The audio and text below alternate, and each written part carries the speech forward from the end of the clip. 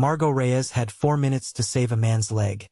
And she was doing it in a hallway because the trauma bay was already full. Blood soaked through the gauze faster than she could pack it, and the man on the gurney kept trying to sit up, kept trying to reach for the phone in his jacket pocket like whatever was on it mattered more than the artery she was fighting to control. "Stop moving," she said, her voice flat and certain in the way 3 years as an ER nurse had trained into her. "You move again, you bleed out before the surgeon gets down here. That is not a threat. That is math." The man stopped moving.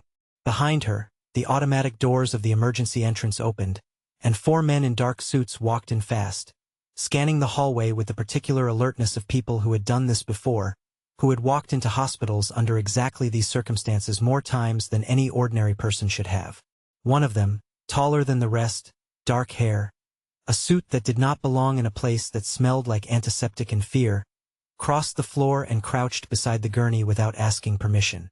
"Is he going to live?" the man asked her directly, his eyes never leaving her hands as she worked. "If you let me finish what I am doing instead of talking to me," she said, "yes." Something in his expression shifted. Surprise maybe, or the particular respect one professional gives another when neither has time for softness. He stepped back exactly 1 pace and said nothing further until the surgical team arrived and took the patient from her hands.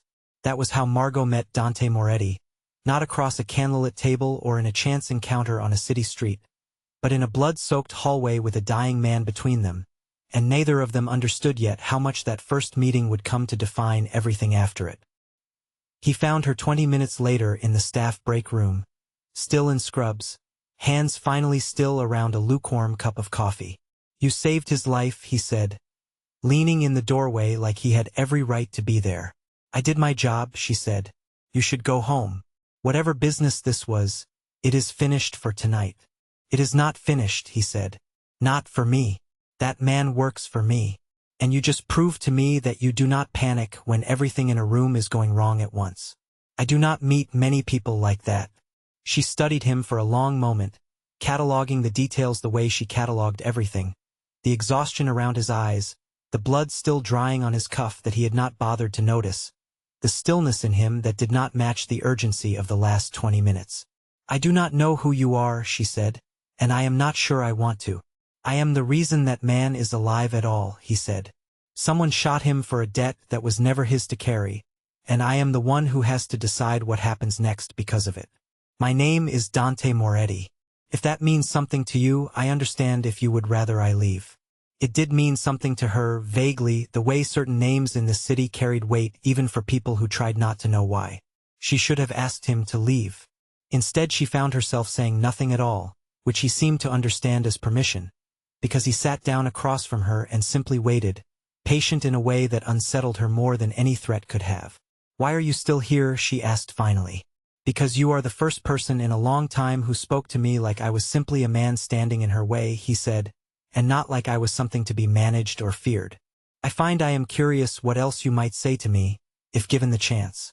That was the beginning of something neither of them named for weeks. Dinners that started as thanks for the hallway and became something else entirely. Conversations that circled slowly toward honesty the way water finds the lowest point in a room. She learned, in pieces, what his life actually was. Not through confession but through the small tells around him. The men who fell silent when he entered restaurants. The way waiters treated him with a deference no ordinary customer earned. When he finally told her plainly what he was, the head of an organization most of the city was careful not to name directly. She had already half known it, and the confirmation felt less like a shock and more like a door closing on the version of her life that might have walked away. "I could tell you to leave right now," he said that night, watching her carefully across his kitchen table, "and you would be smarter to take that offer than almost anyone else I have ever met. I did not become an ER nurse because I was good at walking away from difficult situations," she said. "I do not intend to start now." She learned his wounds slowly too, not offered freely but drawn out over months. The way he still visited his older brother's grave every first Sunday of the month. The brother who had been killed 11 years ago in a war between families that Dante had inherited and never forgiven himself for not preventing. "I was supposed to protect him," he told her once, late at night, his voice stripped of every careful control he wore everywhere else. He was older, and I still felt responsible because I was the one who wanted to expand our territory faster than we should have. That decision got him killed. I have spent every year since trying to be the kind of man who does not make that mistake again. They married 8 months after the hallway quietly, without the elaborate ceremony his mother had wanted and Margot had firmly declined. And it was in the small privacy of that decision that Margot first understood how completely her life had become entangled with his, for better and for considerably more complicated than that. The trouble started 3 months into the marriage, when a rival faction out of New Jersey, led by a man named Salvatore Greco who had spent a decade waiting for Dante's father to die and Dante himself to prove weak enough to challenge, began testing the edges of Moretti territory with the particular patience of a man who had learned that impatience got people killed before their plans matured. Dante did not tell her everything at first, a habit she noticed and resented in equal measure, until the night a car followed her home from her shift at the hospital and sat outside her building for 11 minutes before finally driving away. "You knew this was a possibility," she said to him that night, arms crossed, refusing the comfort he tried to offer her. "And you did not think to warn me. I did not want you carrying fear you had no way to act on," he said. "I am not a woman who needs to be protected from information," Margot said. "I am a woman who needs the truth so I can decide what to do with it. If Salvatore Greco is testing what happens when he comes near what is yours, I would rather know that clearly than find out by accident in a parking lot." He told her everything after that, the full shape of the conflict, the years of careful maneuvering, the fact that Greco had begun, in the last few weeks, asking questions specifically about her, about where she worked, about the hours she kept. Margot listened without flinching, and when he finished, she surprised him by not asking to be sent somewhere safe. "Then we do not give him anything to use," she said. "I am not hiding. Hiding just tells him I am worth using as leverage. I would rather he understand clearly that I am not afraid of him." It was that same steadiness that made the diagnosis, 6 weeks into the conflict with Greco still unresolved, feel like such a particular cruelty. It began with exhaustion she attributed to stress, then bruising she could not explain, and within days she was the patient instead of the nurse, lying in the same hospital where she had once saved a stranger's life in a blood-soaked hallway, waiting for specialists to tell her what was wrong with her own blood. Dante sat beside her through every consultation, rearranged the entire structure of his organization's operations to be present every evening, and watched with a controlled fury that frightened even his own men when the numbers on her charts did not improve as quickly as anyone wanted. It was into this fragile balance, 6 weeks into her hospitalization, that his mother arrived one evening while he had stepped out to take an urgent call about Greco's latest movement at the docks. Margot's monitor beeped steady and quiet in the dim hospital room, and her hand lay curled against the white blanket like something that had given up fighting for space. She had learned to read the doctors' faces before they spoke. Tonight, waiting for family she had married into but never fully belonged to, she was learning to read something else. Dante Moretti stood behind the pale curtain that separated the hospital bed from the small waiting alcove, one hand pressed flat against the wall, listening to voices approach down the corridor that he recognized instantly and had hoped, against every instinct that told him otherwise, not to hear tonight. He had stepped out for exactly 4 minutes to take that call from his consigliere about Greco's shipment at the port, and in those 4 minutes his mother had arrived with his sister and an aunt, their heels clicking on the linoleum with the particular rhythm of women who had never once in their lives worried about being overheard. He should have stepped forward.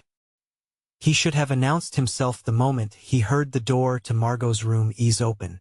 Instead he stood frozen behind the thin curtain, his jaw tight, and let himself become invisible in his own family's presence, because some part of him needed to know what they said to her when they believed no one who mattered was listening.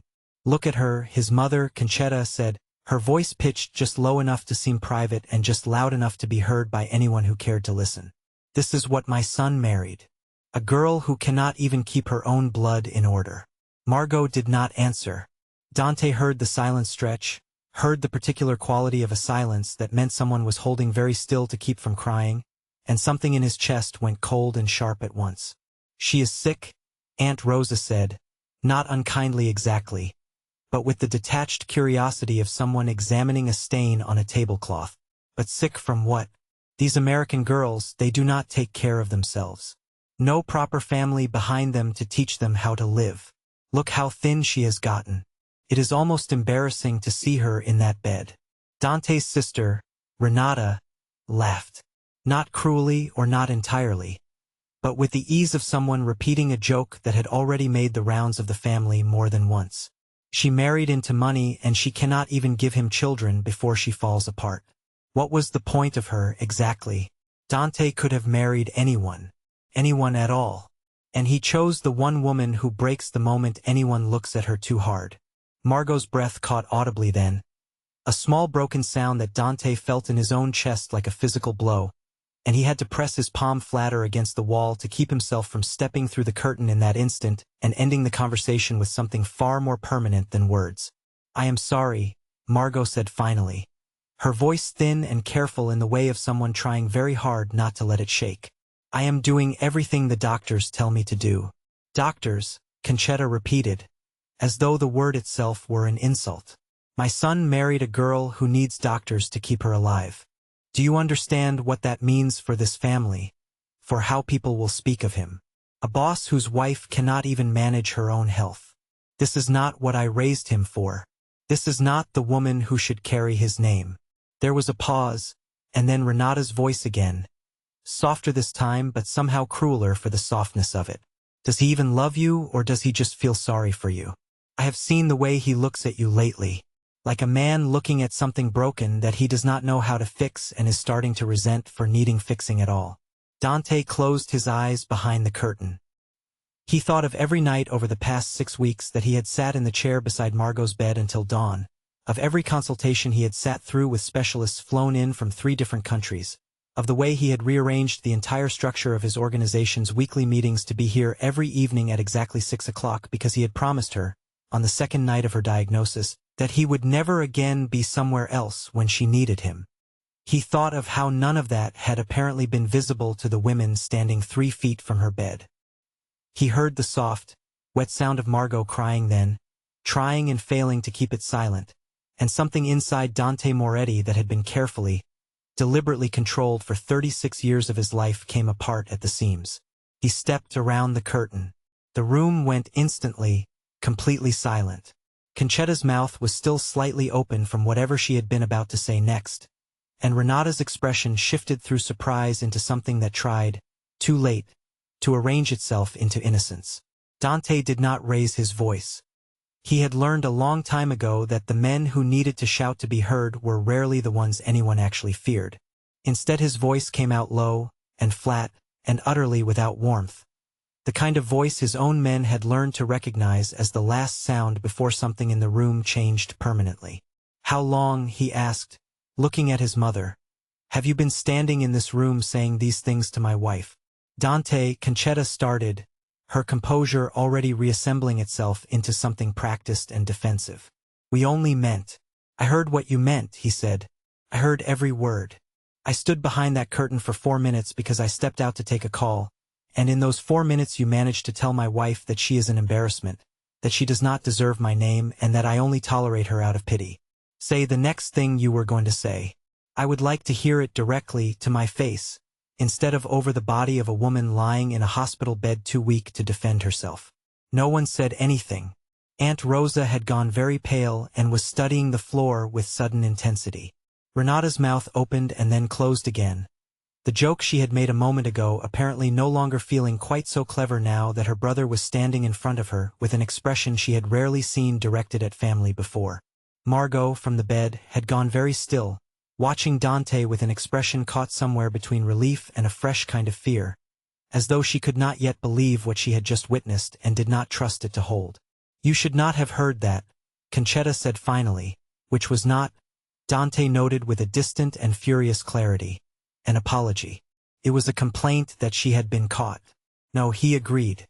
"I should not have had to hear it at all because it should never have been said. Not about her. Not about anyone.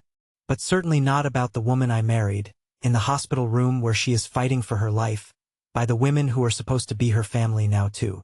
She is not one of us," Renata said, some last flare of defensiveness pushing the words out before she could stop them. "She will never be one of us. Dante, you know that as well as I do. She does not understand this family, this life, what it means to carry this name. She is just an ordinary girl who happened to catch your eye." Dante looked at his sister for a long moment, and something in his stillness made her take an involuntary step backward. She is the only person in this family, he said, who has never once asked me for anything except my time. Do you understand how rare that is in this life we live? Everyone else wants territory, wants favors, wants my name attached to their ambitions. She wanted me to sit beside her while she was afraid. That is all she has ever asked of me. And you stood in this room and told her she does not deserve to carry my name, while she has done nothing since the day I met her except make me want to deserve hers. Margot made a small sound from the bed, something between a breath and a sob, and Dante crossed to her side immediately, taking her hand in both of his with a gentleness that seemed to startle everyone else in the room, as though they had never seen this particular version of him before.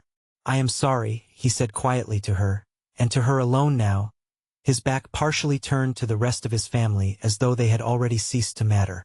I should have come back sooner. I should never have let you hear a single word of that. You do not have to apologize for what they said. Margot managed, her voice still unsteady. It is not your fault. It is my family, he said. That makes it my responsibility. He turned back to his mother, his aunt, his sister, and something in his voice had gone from anger into something colder and more final. You will not come back to this hospital, he said, unless you have something kind to say to her. If you cannot manage that, you will not come at all. And if I ever hear that any of you have spoken to her the way I just heard you speak to her tonight, in this room or anywhere else, there will be consequences that have nothing to do with family loyalty and everything to do with what happens to people who hurt what belongs to me. Conchetta's face went through several expressions in quick succession. Offense, disbelief, something that might have been the beginning of genuine fear. You would threaten your own mother, she said. Over her. I would do considerably more than threaten, he said, his voice utterly level, for the woman lying in that bed. I suggest you remember that before you decide to test how far I am willing to go. The three women left without another word, Renata glancing back once at the doorway with an expression Dante could not quite read and did not particularly care to interpret.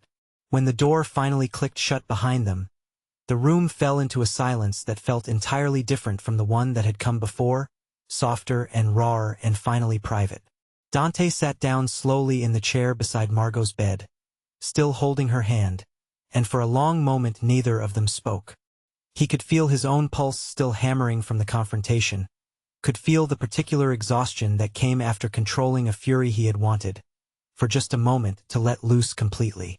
I heard everything they said, he told her finally, his voice quieter now, stripped of the coldness he had used with his family. Every word. And I want you to understand something. None of it is true. Not one word. Margot's eyes were still wet, and she looked at him with an expression that carried more vulnerability than he had ever seen her allow herself before, even in the worst nights of the past 6 weeks. Sometimes I wonder if they are right, she admitted quietly. If I am too much. If this illness makes me a burden you did not sign up for. Dante shook his head slowly, and something in his face, when he looked at her, had none of the careful control he wore for the rest of the world. Do you know what my life looked like before I met you, he said. Every relationship I have ever had with anyone outside this life has been built on calculation. What can this person offer me? What do they want from me in return? I have spent 36 years surrounded by people who see me as a resource to be managed. You are the first person who ever looked at me and saw someone she was simply glad to be near. That is not a burden, Margot. That is the only uncomplicated thing I have ever had. She was quiet for a moment, absorbing that, her fingers tightening slightly around his. Your mother is not going to forgive this, she said. I have made an enemy of your family tonight, even though I did not say a single word in that room except sorry.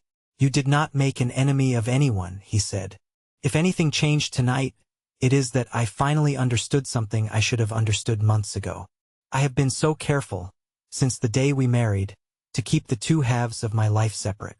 This life, the one that pays for that private room and the specialists who fly in to see you, and the life where I simply get to be a man who loves his wife. I let my family believe that because you come from outside this world, you exist somewhere beneath it. Tonight I understood that it is the opposite. You are the only part of my life that was never bought, or owed, or inherited. Everything else I was born into. You I chose. And I will not apologize to anyone, not my mother, not the commission itself if it came to that, for choosing you. Margot's breath caught again, differently this time, and she reached up with her free hand to touch his jaw, tracing the thin scar along it that she had asked about once, months ago, and that he had never fully explained. I did not marry you because of what this family has, she said. I did not even fully understand what this family was until it was far too late to walk away, and by then I did not want to. I know, he said. That is exactly why none of what my mother said in this room tonight will ever be true, no matter how many times she repeats it. You never wanted anything from this life except me. That makes you the only person in it I have ever fully trusted. They sat in silence for a while after that, her hand in his, the monitor beeping its steady rhythm beside them, and Dante found himself thinking, not for the first time since her diagnosis, about how strange it was that the most dangerous man in 3 boroughs had never once felt afraid in his own line of work the way he felt afraid sitting beside this bed, watching numbers on a screen that he could not threaten, could not bribe, could not eliminate the way he eliminated every other obstacle that had ever stood between him and what he wanted. You should sleep, he said finally, noticing the exhaustion pulling at her eyes despite everything that had just happened. Stay, she said, not a question. I am not leaving this room again tonight, he said. Not for a call, not for anything. If my consigliere needs me, he can wait until morning like everyone else who wants a piece of my time. She smiled faintly at that, the first real smile he had seen from her in what felt like days, and closed her eyes with his hands still wrapped around hers. He kept his word that night, but the peace did not last. 2 days later, while Margot slept, Dante's consigliere arrived at the hospital with news that could not wait for morning. Salvatore Greco, sensing weakness in Dante's distraction, had made his move at last, seizing 2 of the Moretti family's warehouses near the waterfront and sending a message through a mutual associate that he intended to take considerably more before the week was finished. Worse, the message had specifically referenced Margot's hospitalization, a detail Greco had no legitimate way of knowing unless someone close to Dante had told him. Someone talked, Dante said quietly, standing in the hospital corridor with his consigliere, his voice flat with a fury that had nowhere yet to go. Someone inside this family gave Greco information about my wife. It gets worse, his consigliere said. The information came from someone in your own household staff. We believe it was passed along after your mother's visit 2 nights ago. Whether she authorized it directly, we cannot yet confirm, but the timing does not look like coincidence. Dante closed his eyes for a long moment, absorbing the full shape of the betrayal, family turning against family in the oldest and ugliest way this life allowed. When Margot woke that evening and he told her what had happened, she did not react the way he expected. Then let me help end it, she said. Absolutely not, he said. This is not something you involve yourself in, especially not now. I involved myself the moment I married you, she said. I am not asking to be at your side in a warehouse with guns drawn. I am telling you that if someone in your household passed information about my medical condition to Greco, there is a very short list of people who had access to those details, and most of them are hospital staff or your own people. I know exactly which nurses had access to my charts this week. Let me help you find the leak from this side while you handle Greco from yours. It was, Dante would later admit, the first genuinely dangerous thing Margot did in their marriage, quietly pulling records and cross-referencing visitor logs from her hospital bed with the same clinical precision she had once used to keep a stranger alive in a bloody hallway, until she found the answer neither of them wanted. A night nurse, recently hired, whose brother worked security for Greco's organization, and who had access to precisely the details that had ended up in Greco's hands. Dante's men did not need violence to handle the nurse.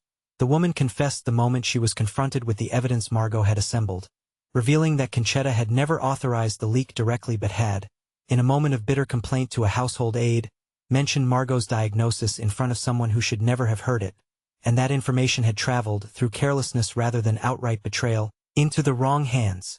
It did not absolve Concetta of what she had said in that hospital room, but it clarified, at least, that this particular danger had not come from calculated malice, only the same casual cruelty that had always characterized her.